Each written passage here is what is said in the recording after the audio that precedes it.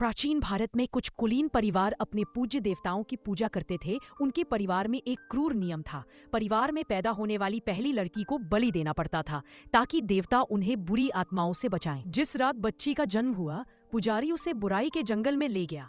पुजारी ने जंगल में एक पत्थर की पटिया पर बच्ची को बलिदान कर दिया।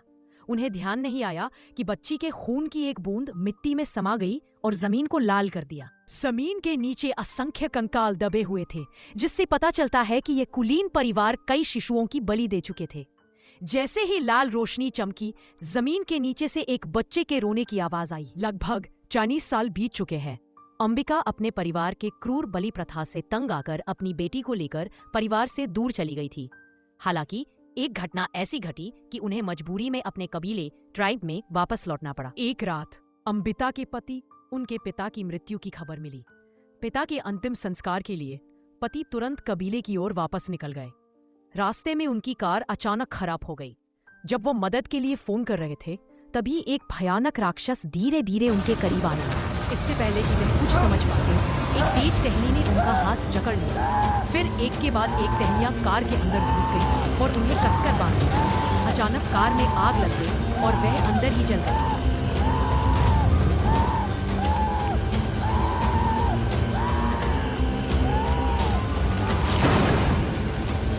अगले दिन पुलिस की रिपोर्ट में पति की मौत का कारण सिगरेट का जलता टुकड़ा गिरने से लगी आग बताया गया।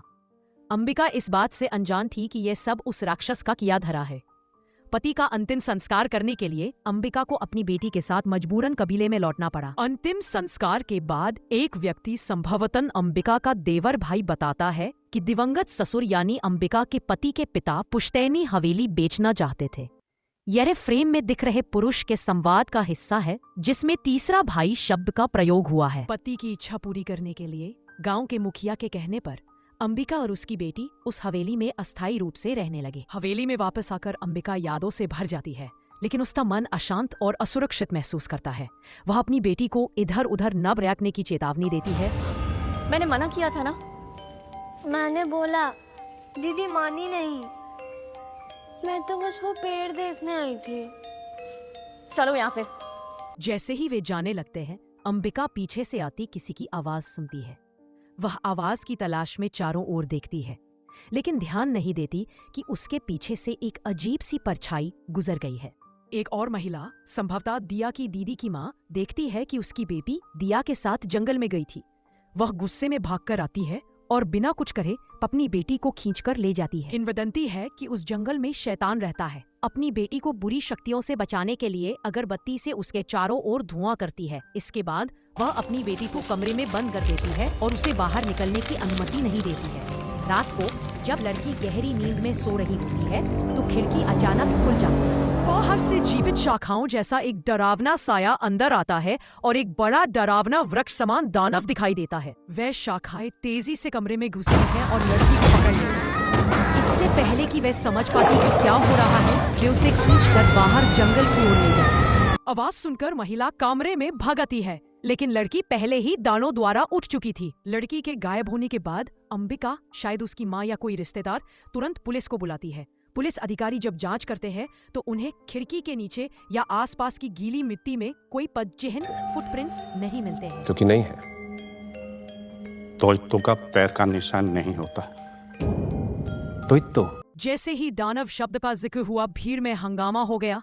गांव के मुखिया सरपंच ने बताया कि पिछले 3-4 महीनों से लड़कियां गायब हो रही हैं, लेकिन वे कुछ दिनों बाद सुरक्षित वापस लौट आती हैं, इसलिए किसी ने पुलिस को खबर नहीं दी थी। गांव के कुछ डरे हुए लोग आपस में फुसफुसाते हैं और यहाँ तक कहते हैं कि शायद अंबिका, काजोल का किरदार, ही दानव को वापस लाई है। गायब हुई लड़की को खोजने के लिए अंबिका और अन्य लोग उस डरावने जंगल में जाते रहे।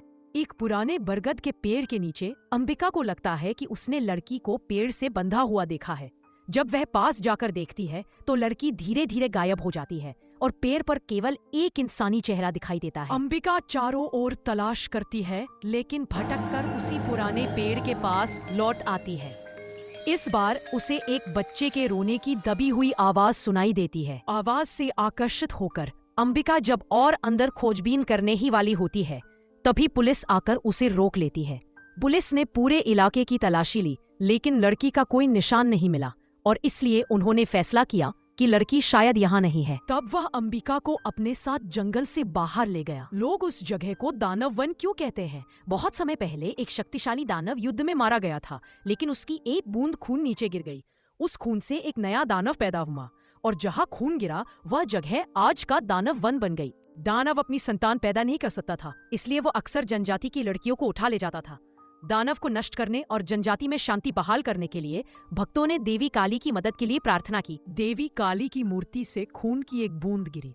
मूर्ति से गिरी वह बूंद एक भक्त के शरीर में समा गई और भक्त को तुरंत दानव को नष्ट करने की शक्ति मिल गई। लेकिन तभी दानव अचानक गायब हो गया। जनजाति के लोगों ने सोचा कि भक्त ने दानव को हरा दिया है, लेकिन उन्हें पता नहीं था कि दानव सिर्फ छिप गया था और सही समय का इंतजार कर रहा था। यह सब एक कहानी थी, लेकिन इन कुछ दिनों की घटनाओं ने हमेशा अंबिका को बेचैन कर दिया था।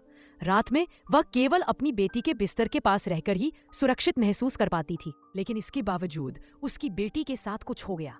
जब वो सो रही थी तो लापता लड़की अचानक प्रकट हुई। चलो खेलते हैं। चल, वो जाने नहीं देगी। चल। उसे नहीं पता था कि ये लड़कियां पहले ही राक्षस बन चुकी थीं। जागने के बाद उसे पता चला कि उसकी बेटी बिस्तर पर नहीं है।